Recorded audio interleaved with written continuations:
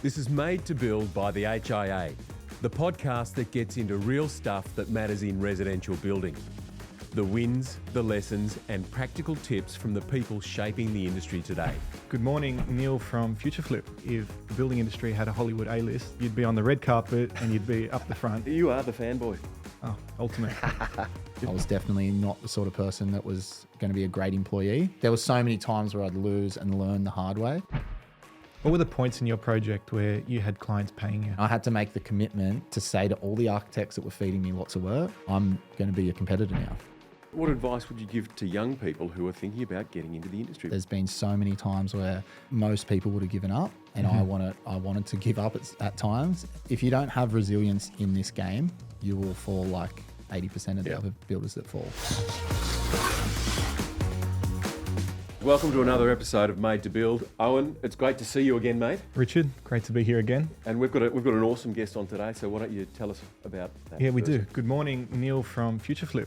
Hey How are guys. Yeah, I'm good. Thanks for having me on the show. So Neil, personally for me and so many other young Australian builders, you're really inspiring, and I feel as though you're paving the way in modern Australian contemporary architecture. Thank you. And I can personally say if the building industry had a Hollywood A-list, you'd be on the red carpet and you'd be up the front for us younger builders. So Richard, can you dive into a bit more with Neil? Yeah, you are the fanboy. Oh, ultimate. Neil's got an awesome story. So you left school at the age of 14. You have now, at the age of 36 years old, you have built a multi-million-dollar company. You live on Byron Bay.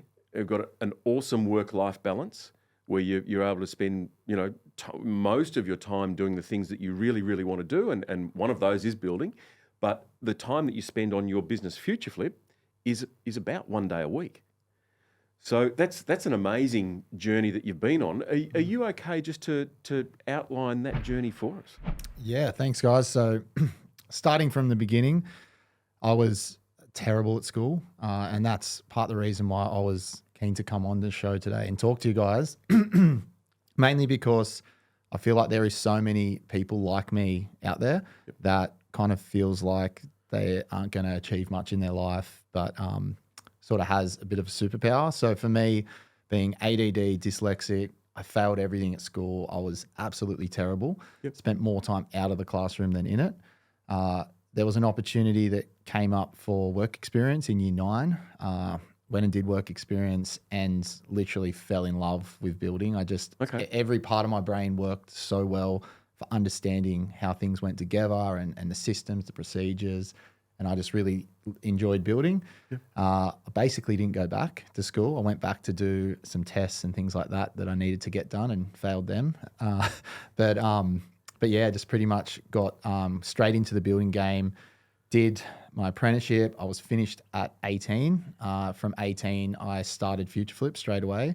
I was definitely not the sort of person that was going to be a great employee because my brain worked very different and I did not listen very well. I basically just did what I wanted to do. So yeah, I started with no experience, no, financial backing of any kind, and just ripped in. Did a lot of hours, doing, decks, pergolas, and then when I got my builder's license at, I think I was 20, I've completed my builder's license. I then started going pretty big with the new houses, top floor additions, did a lot of years of top floor additions. And then sort of the whole building boom started to pick up after the GFC.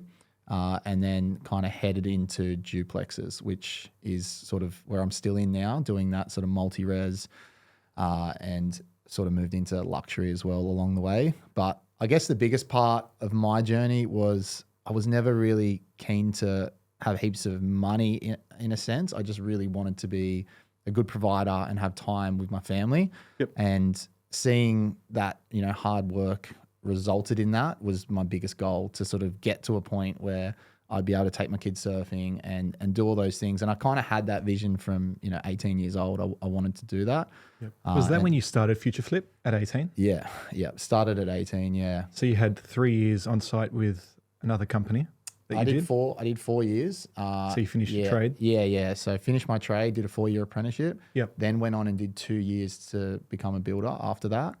And then, by sort of 20 is when I was a licensed builder and had, a couple of employees and apprentices and things like that. Yep. And yeah, that's where it sort of all took off for Were me. you ever under-equipped for the tasks that you took on in those early years? Oh, every single time. So how did you manage that?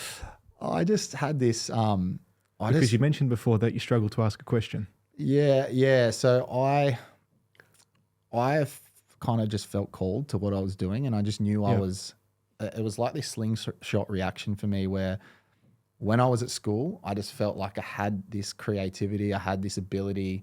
I was so passionate and eager to become something, but every day I was just getting pulled back down. And then when that slingshot was released and I was doing what I was called to do, I just kind of had this confidence where I'm like, no one's more equipped than me to be doing this. That's awesome. Yeah, and I'll just go and sign up jobs, not even know how to quote a job, and just go, yeah, I'll do that top floor edition for $100,000, whatever. Let's just have a crack. Yep. I'd lose $50,000. I'd just there was so many times where I'd lose and learn the hard way, but I didn't really care. I sort of had nothing to lose. I was living in my parents' garage at the time. I was like, no overheads. They were cooking me dinner. So I kind of just had a nothing to lose attitude, and also this confidence that I was in the right place. So yeah. That's awesome. So you've really taken that energy and that drive and focused it into something to really get an amazing outcome. Yeah, so I think that's the thing with a lot of people with ADD.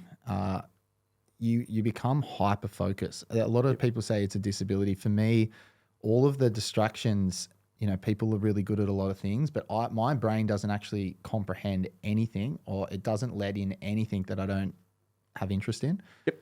So the things that I do, I have a empty brain, I guess, for building and design and anything that I love, and I just consume it like obsessively. Like I want to know exactly how that bricklayer laid the brick. I want to know exactly what he put in his mix. I want to know how that tiler did that and got such a good finish. Yeah. My whole apprenticeship, I was just analyzing every trade, and like a photographic memory, I just could remember everything. It was, like all the numbers. Yeah. It was quite helpful. Not being great in school, do you think once you got into the trade and you really started developing in that, do you think it helped you make connections going back to school?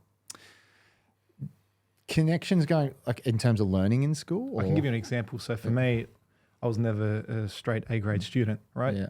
Then I started my trade. I went and got my builder's license, and it really just kind of tied everything in together for me. I understood maths better when I could visualize it and actually see it by cutting a roof in, standing a frame, whatever it is. Yeah. Was that the case for you too? Oh, definitely. So that's one thing that I am still confused about with the school system, that there isn't like people are just, I had no idea why I was learning algebra and all these Pythagoras theorem and all these things. But when it came to roofing, for instance, I was like, I really need to know this stuff. 'Cause I don't want to be the carpenter on site that doesn't know how to cut a roof. So yeah, you're right. Like that sort of stuff. If I only knew, when I was young in school, and the teachers could say, you're going to become a really good builder one day. You need to learn maths. You need to learn this. You need to learn that. I would have focused a lot more, and my brain would have consumed it. But because I didn't have any direction, I just went in one ear out the other in school. So for you, it was very much about the practical application of what was being taught in school. Yeah. The only things I enjoyed in school was woodwork and sport, really. Yep. Just playing footy and cutting timber. Yeah, fair enough. Yeah. Okay. Just talking about different kinds of neurodiversity. It's just looking at some of the insurance industry data. They basically believe that about 20% of the population is neurodiverse. So be that ADD, ADHD, autism, dysgraphia, whatever it may be. So just thinking about it from the builder's perspective, before you get to site, so before a builder gets to site, and those who are listening to this, before you even get to site, there are probably about 5 people. You might be dealing. So obviously you've got yourself, you've got the architect, you've got the building surveyor, you've got 5. Before you even start building, you will actually have 5 people there. So one of those 5 people will most likely be neurodivergent. And then once you get building, you'll have your sparky, your plumber, your chippy. You've got more people. So everybody who's listening to this if you're a builder, you'll have people you're working with that are neurodiverse. So for the listeners, what would be your advice to builders who inevitably, just because of the nature of things, what's your advice to builders who are always going to have neurodiverse team members and people that they work with? Yeah, I think that's a really good question because a lot of people don't understand how to work with someone that's really ADD. And you normally find the engineers, the architects, they're not normally that way because they have to focus. They have to, sit down and do numbers and focus for a long period of time. But the people like the trades, like the electricians, the sparkies, the plumbers, they're pivotal to creating a good design for the house and working out all of the problems within the building. Yeah. So being able to communicate with them and understanding how to deal with someone that's probably not going to book a meeting and do a 2-hour sit down with you, but just going to site, hand sketching things out, marking things up for the architect, sending quick videos on the fly with them. Normally they're extremely skilled and extremely good at what they do, and they can give so much better advice than the consultants that sit in front of a computer. Yep. You need them both in that prelim stage, and that prelim stage is critical for a good house to be built. So yeah, I think it's just about working out who works in different ways, and those people shouldn't be sitting there in an office. They should be on site, walking around with you, picking things out, or just going through the plans and nutting them out quickly. And yeah, just structuring things differently to communicate with people like that for sure. Would you say it's a matter of people coming off their high horse a bit in terms of, like, if they're talking to a trade who can't sit down in a 2-3 hour meeting, come down to site, go through the site with the actual tradesman, and understand what they're going through and what they have to bring to the table? Yeah, I think being humble and getting rid of that tall poppy syndrome and kind of eliminating that, ego in construction would help everyone so much, because there is this hierarchy of you got your architect, your engineers and your certifiers. And at the end of the day, you're basically all one team that's coming together to play your biggest strengths and win for the client and create a good home that's compliant, that's going to stand the test of time and all these things. So if people could just, work as a team is probably the best way to put it. And if someone is like me and isn't going to sit there for 8 hours and talk about all different things on the plans in one sitting, like, you just got to work around it and work together, because there's always going to be gold that comes out of quick little bits of communication. And we always pick apart jobs, and there hasn't been a build that I've ever done that I've followed the plans. I've always adjusted the plans and found a better option. Yep. And that's not only me. That's like the plumber will come to me and say, if we just spin the toilet from here to there, you don't have to do a drop ceiling. You're going to save $100,000.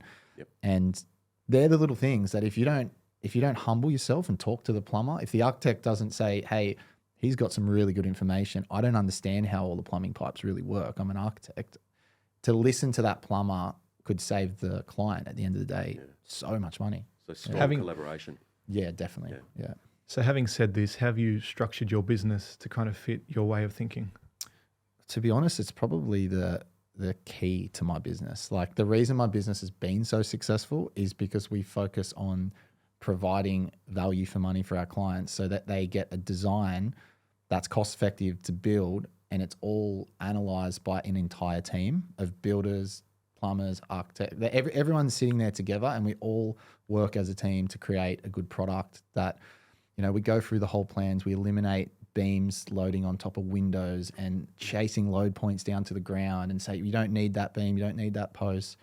A lot of the time you eliminate all the steel in the job, basically, and you end up with the same size house, you end up with the same look of a house, but just little adjustments can save hundreds of thousands of dollars. And that's what I've done for the last 15 years in my business. We've modeled it so that the client can come to us and say, I've got $1 million to spend on this house. This is my dream. This is my forever house. Yep. And we have to get them the best bang for buck. So that's sort of a niche that not a lot of building companies are doing. It's still very backwards in my opinion. There's a lot of builders that just get fed architectural plans. They quote it against everyone else. Yep. And then they just build that, and there's not really much change to those plans. So going going back to when you started and you said you had a rather fixed mindset and you weren't too open to any other ideas. What's that progression been like to where you are today, where it's a collaborative effort? I'm definitely open to ideas. It was more, I would be a terrible employee because if my boss said, you're doing this all day, Yep.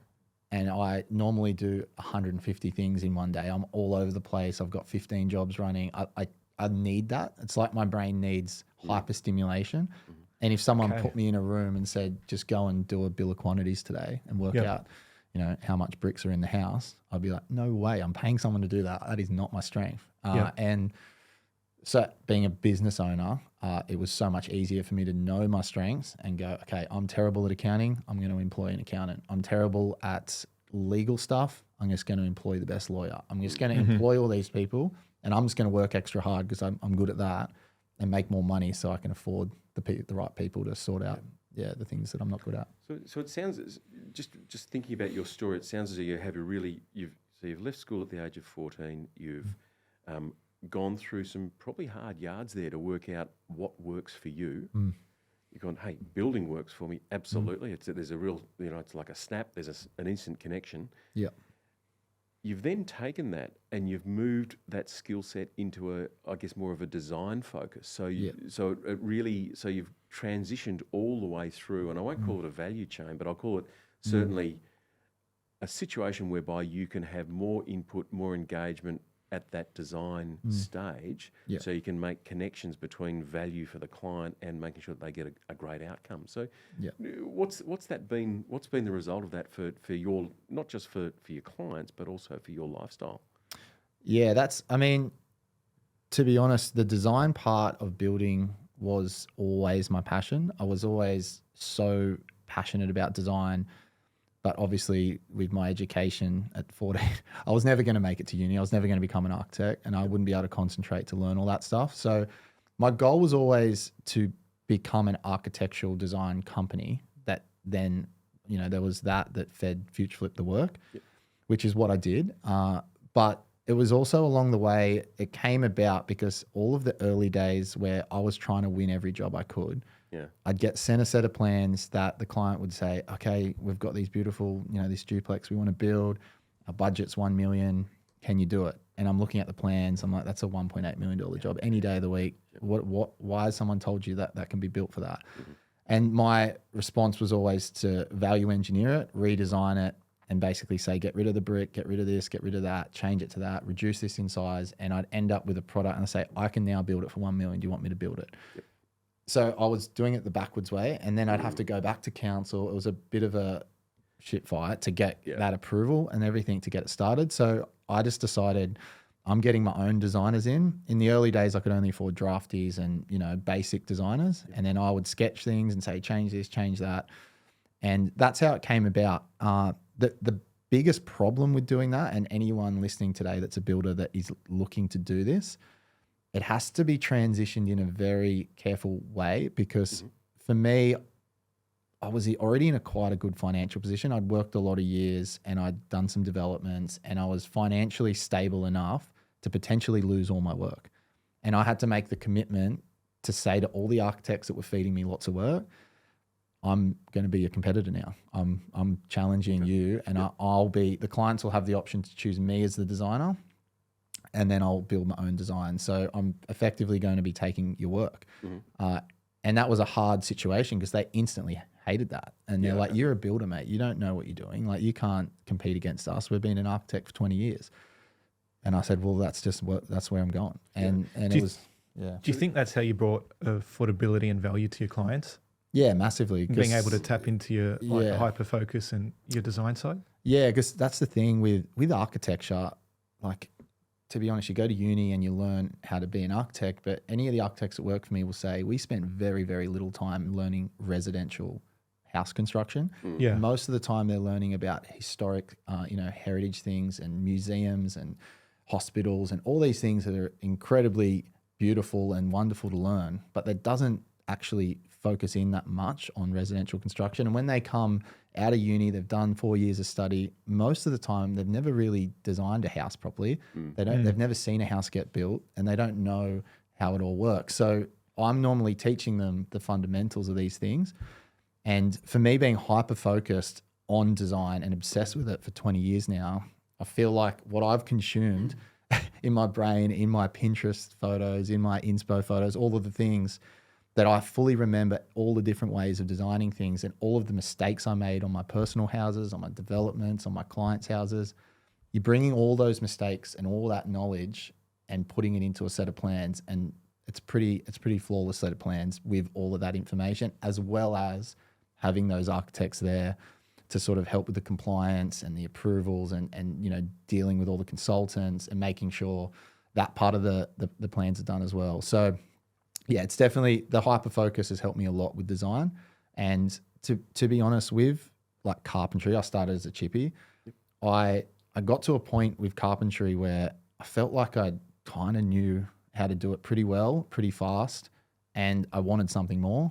Obviously, becoming a builder, I moved into being, a builder, and then that turns into being a bit of an entrepreneur. You need to be a firefighter almost. You're putting out fires every day, but you're also trying to build a business. You're trying to market a business. Being a builder you're a proper business owner. You've got so many hats on, and I was kind of passionate about that for a while, and I was like, oh, this is a challenge. That would have fed into the ADD, wouldn't it? Yeah. Being able to wear multiple hats. Yeah, and one thing, like along the early stage journey, and obviously having all the setbacks earlier in my life, I was quite resilient and quite calloused up to building. Like when a trade let me down and stuffed up a slab, or when a client didn't pay me, or I was just resilient, and it sort of helped a lot in that regard.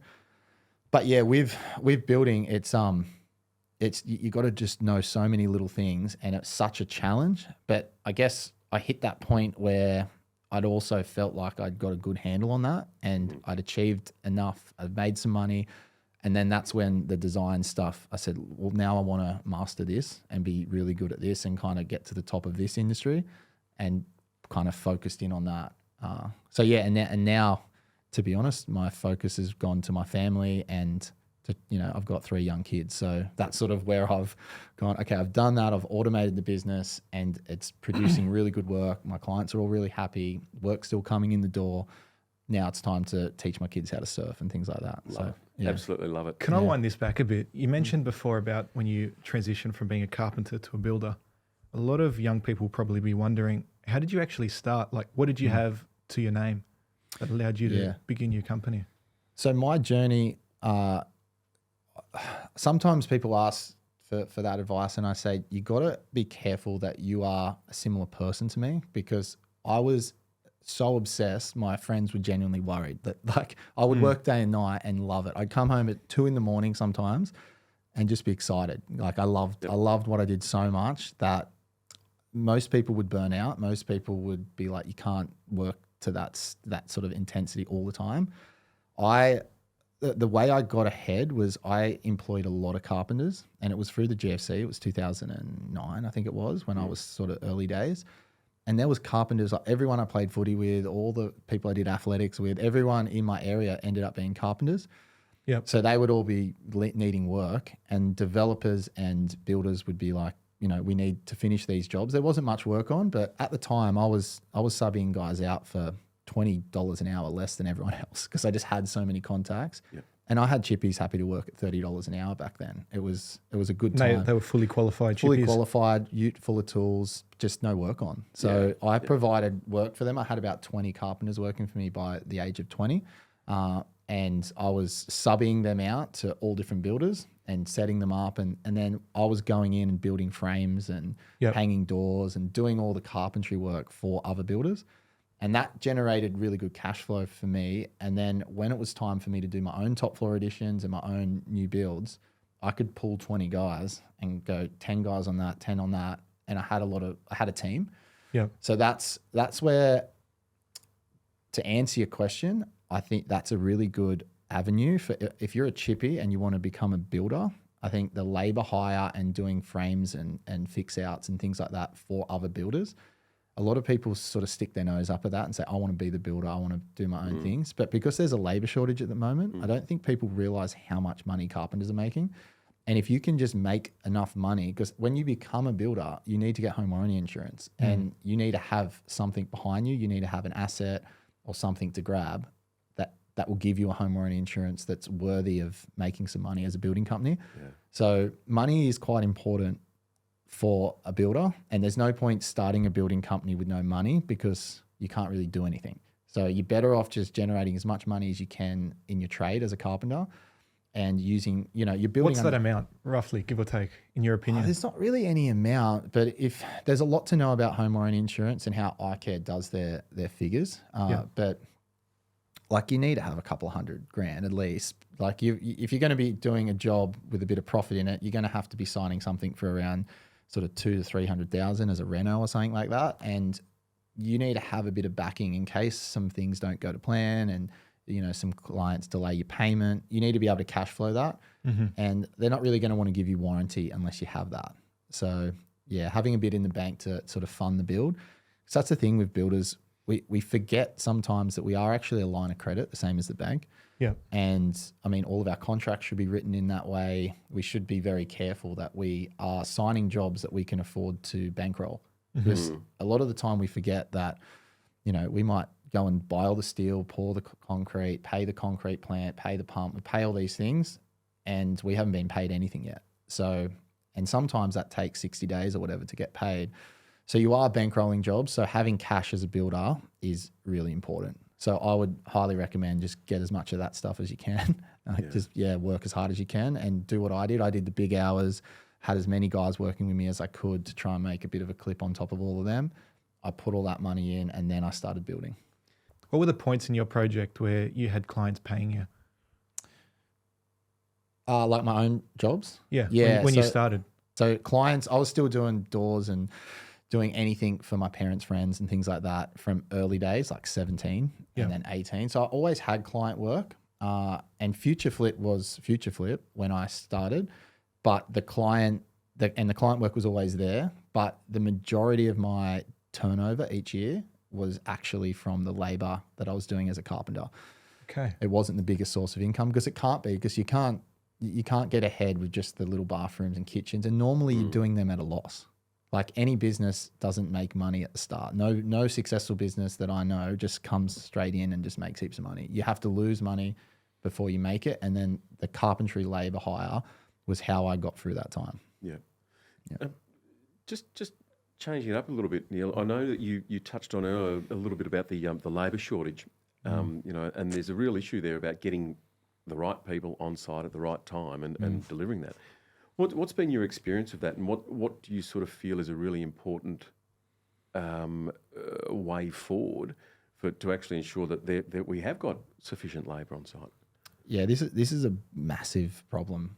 Like beyond, I mean, I don't have a great solution of how to fix it other than, I mean, this is sort of the reason I'm here today in a sense. I want to inspire young people to come into this industry. It's given me so much. It's done, like I've done a lot of things that, like you really clicked. It really clicked. It really clicked for me. Yeah. And it's an amazing industry, and it's something that, I don't know, personally, I really want to inspire people to come into this industry. But to fix the problem, I think what we need to do is make it easier for builders to get apprentices, and we need kids in school to be inspired to be a builder or in the industry of any kind. Carpentry is a great one. But any of the trades, because there's a labour shortage, they're going to be making, like bricklayers are going to be making $200 an hour soon. There's not enough of them. So if you want bricks in your house and there's only X amount of bricklayers in Sydney, and you're just going to have to pay, it's supply and demand. So the money that is in this industry, I mean, I've made millions of dollars off this industry. I'd made millions of dollars before the age of 25 in this industry. It's not hard to make money if you work hard. And me personally, in the way my brain works, I found it so easy to make money. There's a lot of negatives, and there's not too many reasons why any young person would be excited to become a builder. They see the negatives. So what advice would you give to young people who are thinking about getting into the industry? What 3 tips would you give them? I mean, I would, step 1 is do what I did and do work experience. Just go and find a builder and say, hey mate, can I just work with you for a little bit for free. I just want to see if I like it. And maybe you'll hate it. Maybe you'll be like me and just go, oh my gosh, this is the best thing ever. I just feel so productive. I feel like I understand everything. If you get to that point, then I would obviously try and get an apprenticeship. Yep. And that's pretty easy these days. A lot of builders need a hand. But I would, if you're going to do it, you need to fully commit to end up in like you have to set a goal and say, I want to end up potentially where I am or someone else is, and have a goal, have inspiration and chase that. Because if you just do an apprenticeship and you don't have that hyper focus that I did and learn all of the trades, because as a builder, ultimately you need to come out and you need to understand a little bit about every trade. You need to be able to have meetings with those trades and say, I want you to do it this way. If you don't understand things and you didn't learn on your apprenticeship properly, you're probably not going to get there. So you got to, that's probably step 2, is just really focusing on that apprenticeship. And then I guess when you get out, you kind of need to make that decision. Like, money compounds. And like I said before, to be a builder, you need a little bit of money. So you really need to make the decision early. Are you going to do the travel? Are you going to go and see the world? Are you going to party? Are you going to do all those things that young people want to do? And I personally made the decision to do the opposite. And I said, I'm not going to see the world. I'm not going to party. I didn't even drink much when I was young. I just put all my money back into my building company. And that is a massive sacrifice. But now in my life, I'm working 8 hours a week and I've got enough money not to worry. I can see my kids. I can do all the things that people complain that they can't do as a builder. Yep. But I just made that sacrifice earlier. So they're the things that I would say, if you want to be really successful in this industry, you need to make that commitment early, which is a big decision to make. On the back of that question, there's a stigma around the younger generation that they're underpaid, they don't feel valued in their companies or within the trade in Australia. What's your comment on that? I think a lot of people get caught up on what they get paid and things like that. I've never paid someone based on anything other than what they produce. And that's what a lot of people don't understand. They're always chasing the award wages and all these things. The best advice I could give is forget about the award wage, forget about what you think you're worth. You'll be paid what you're worth. Because any worker that I've had that I don't want to lose, I've paid them more and more so that I don't lose them.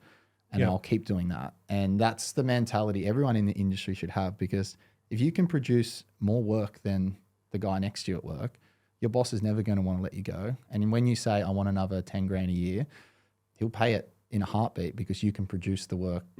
At the end of the day, any employee should be looking at their boss or the builder or whatever trade they're in and say, how does that person make money? And how do I help them make more money? Yeah. Because that'll ultimately mean that I'm an asset.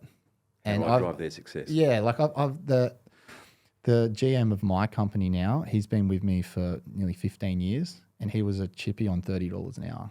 Back when I said the GFC, he was just desperate for work. He's like, mate, can I just throw some frames up for you? He's running my whole company now. He allows me to be laying on a beach in Byron Bay.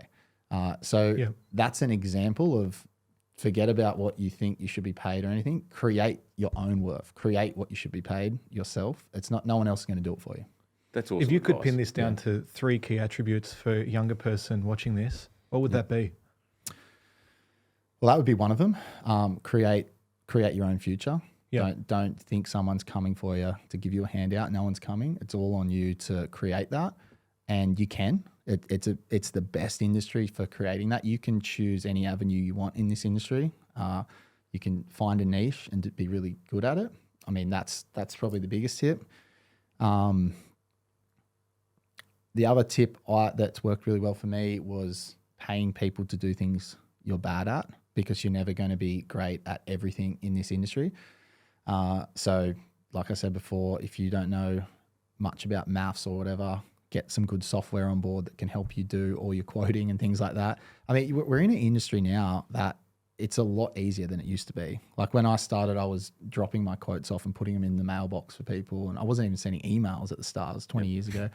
That's a lot easier than it was. So would you put that down to outsourcing? Yeah, just outsource, because you're not ever going to know everything you need to know. And I see so many builders pulling their hair out, trying to do everything in their business, and they're not playing their strengths. Just play your strengths and stay in your lane. And if you just keep running in your lane that you know that you're the fastest at, you will end up on top for sure. Okay. That's 2 there. You got one Yeah, more. One more. Oh, geez. Would you say it's attitude, core values? I think What's it come down to? it's a cliche one, but resilience in this industry is massive. Like I've gone through so many highs and lows. There's been so many times where most people would have given up, and I wanted to give up at times. But the resilience to get through that next stage, that next growth of my business, or that my best employee might have left, and I've got to pick myself back up and keep going. If you don't have resilience in this game, you will fall like 80% of the other builders that fall. Yeah. So yeah, resilience is massive. Yeah. I'm just wondering if we could just loop back a little bit to something that we touched on earlier. It was really about there will be builders who are listening to this that have neurodivergent people that they engage with. And I'm just wondering, you've talked about the way that you love to specialise in what you're good at and what you focus at. For builders who have neurodivergent people on their team, how should they engage with those people? Not just in terms of the way they brief them, but also about finding the right role for the right person. So the right seat on the bus for people with specific skills. Yeah, you really need to be analysing your staff, talking to your staff, having meetings with them, and ask them the question of what they think their strengths are and what you need to do to support that. That's one thing that I've tried really hard to do, and to be honest, I put my hand up and say I've not been great at it at times, but trying to get people that if you're playing to someone's strength, you're always going to win. Yep. So I have a guy that started with me. This is an example. He started with me as a foreman. He was site manager / foreman. And he was just getting into so many arguments with all the trades because he was just so passionate about doing it his way and doing it properly. Yeah, sure. And he was amazing. He was so good at building. But I just get all the trades ringing me going, this guy's crazy. He's so angry. And I said, nah, but he's the best builder. So I ended up, talking to him, sitting down with him, and he said, I just can't deal with these trades doing this. So I ended up putting him in as aftercare manager and completion, like finishing foreman. You changed his seat on the bus. You just change it, yeah. So I knew that he was good, and I knew that he cared more. And the reason he was getting so angry is because he cared more than anyone else on that site. Yep. But I just had to put him into a position where he didn't have to organise the concreters and things like that. He just came in and cleaned up all the mess and got everything looking amazing and handed over the jobs for me. And that was the best example I could give of trying to work out your employees. Because sometimes a lot of employees would have just sacked him. They would have said, this guy's just causing trouble. We're losing our trades. Everyone's angry. The site's unpleasant. We need to, fix the culture, get rid of the common denominator. But he wasn't actually, he was just a passionate guy that wanted to do it right. As a result, what was the benefit of that change for him, for you, for other trades and for the customer? The benefit was, I obviously, for him, he's obviously in a position that he now enjoys. Yep. So he was happy. He was going home to his family, enjoying his work. He wasn't dealing with the people that he was before. Yep. For the client, they were getting someone that was extremely passionate, finishing their job. So every little detail that, most people would think is a standard, he was like, that's not good enough. We're ripping those tiles off. We're going again. And that, to the client, they get a better product because of that decision I made. So ultimately everyone wins when you find everyone's strength. And everyone's got that strength. Every employee, every apprentice, every labourer, anyone on the site has a strength. You just have to find it and put them in that role. Yep. That's good advice. Something I'd like to touch on is your design that's quickly becoming your signature piece, being your bunker homes. Yep. Can you tell us a little bit more about them? Yeah, so I've always had a passion for concrete. Being an obsessed apprentice, that was the houses that we were building. They're all luxury waterfronts, and they kind of needed to be concrete because the majority of them were underground, tearing out with big, elevated planning and roof gardens and all the rest of it. So the majority of my apprenticeship, I was on a screed, and I basically did an apprenticeship as a concreter more so than carpentry. And I just loved everything about concrete. I loved all the different textures you could get with it. I loved the finishes. And I love that you didn't need to cover it. It was just a finished material. So I just always kind of played around with it with all my designs. And now we've kind of ended up with a bit of a brand. The Bunker Escapes brand has become a thing, and a lot of clients will come to us if they want an off-form concrete house, or they want a house that's just masonry underground and basically using concrete wisely. We've kind of put ourselves in a bit of a niche there.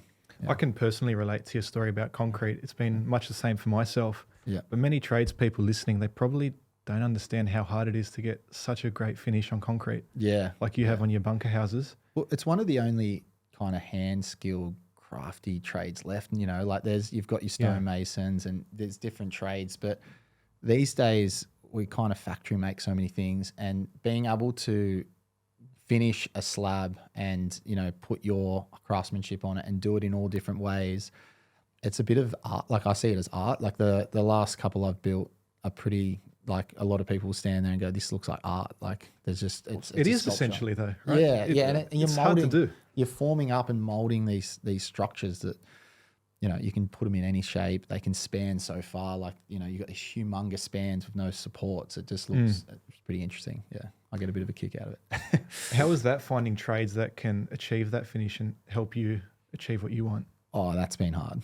Yeah. I can imagine. Especially for me being an obsessed person, and I can actually do that trade as well. So Yeah. trying to release, and you know, I've got 10 jobs on. I can't be there on the trowel on every job. Yeah. But yeah, just trying to work in and build relationships with concreters, because they're becoming a dying trade as well. And to be honest, back to what I said before, if you're getting into the industry, that's one area that I think concrete is going to always be around. Every skyscraper, every, you know, museum and hospital and house all need concrete, but there isn't that many young people that say, yeah, I want to get up at 5 a.m. and go and pull concrete around. Like, it's not a trade people are doing. But Would you say it's because people aren't educated to what you can do with concrete and the actual high level of finish that you can achieve with it? I reckon there's just a stigma around, like, you think about an Aussie concreter, like that. It's just, Most people put a lot of kind Yeah. of crap on it. like bricklayers and concreters get a lot of crap, but They do. Yeah. they're making more money than anyone else on site. They genuinely are now. And they're becoming more sought after. And the things that you can do with architectural concrete, with bench tops and, you know, outdoor barbecue areas and things like that, it's a pretty sexy trade, really. It's becoming a bit more, you know, sought after, I think. So yeah, I would be recommending people to, you know, build relationships with these trades, because you're only as good as your team. And the product that you put out, if you've got guys that aren't as passionate and they don't have the hand skills and the craftsmanship to produce good products, your product's not going to be as good. So it actually comes down to that sort of networking and relationship and working in with the guys that are good. Now, Neil, as fanboy Owen said earlier, he loves your work. Some of the work that you've done, you've actually won quite a few HIA awards for it. So can you talk a little bit about that? Yeah, we've I can't remember the number of awards, but there's been a lot of Has there been that many? There's been a few over the years. To be honest, when I started entering awards, I lost like every year. I'd go in and I'd lose, and I was like gutted. I was like, I've put my heart and soul into this job. How can they not see that this is a winner? And I just had to keep trying and trying. And I realized it's not easy to win these awards, especially now. There's that many people entering. It's a very high standard. Yeah, we last, I think it was 2 years ago now, we won Best Villa in Australia. So it was the Australian Award. And I was like, really, like the amount of people that entered that from all around Australia, the amount of duplexes and townhouses, they were just incredible competition.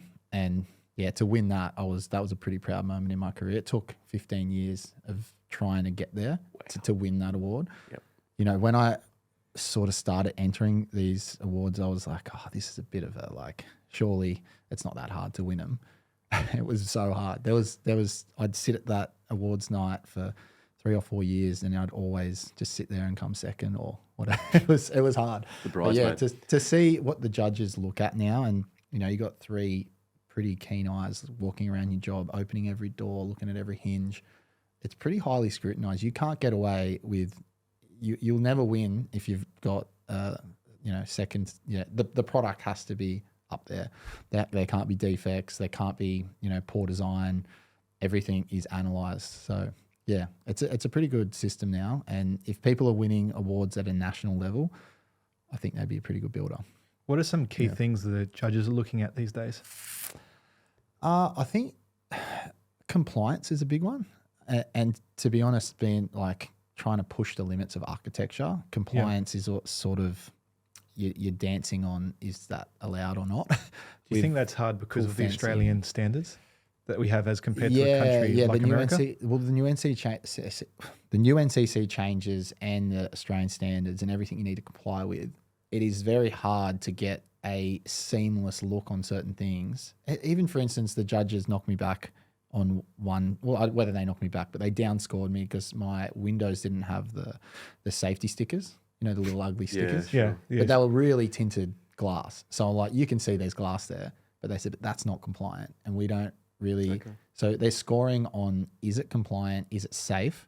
Yep. And is the workmanship bang on? Yeah. Is the doors rattling when they close? Is the hinges check out perfect?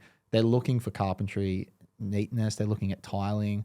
They're looking at, is there adequate fall in your shower areas and things like that? Is the drains compliant?